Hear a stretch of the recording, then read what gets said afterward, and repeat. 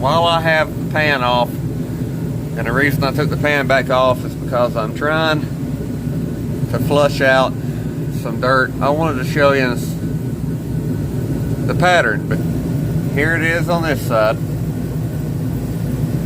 See where it's touching here up to here, and on this side it's touching here, here, and a little bit through the center. The pinion bearing in that truck rear end had came loose, and it has some wear in it.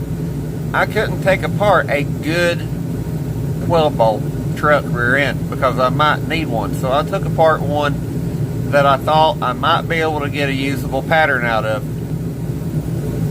I may include a video that I made yesterday of this up here going about 50 miles an hour sitting on the jack stands, so you just can hear what the rear end sounds like.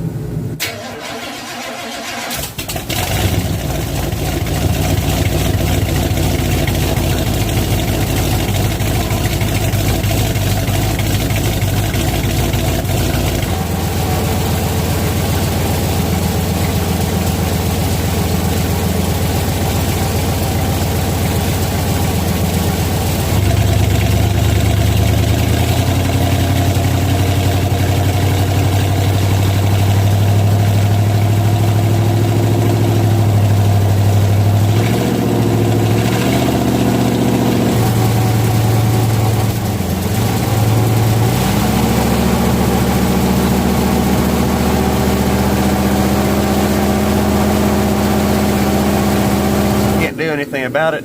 That's the pattern that it has, and I can always go back and put a new 331 gear set in it later. This is to get me on the road for now. It's not perfect, it's never going to be perfect, and that's fine with me. I just wanted to try to show you something, so there you go. Also, here's an up close of the positive traction unit. Got brand new spider gears in it, surrounded by rust. That grease was new yesterday. Brown now.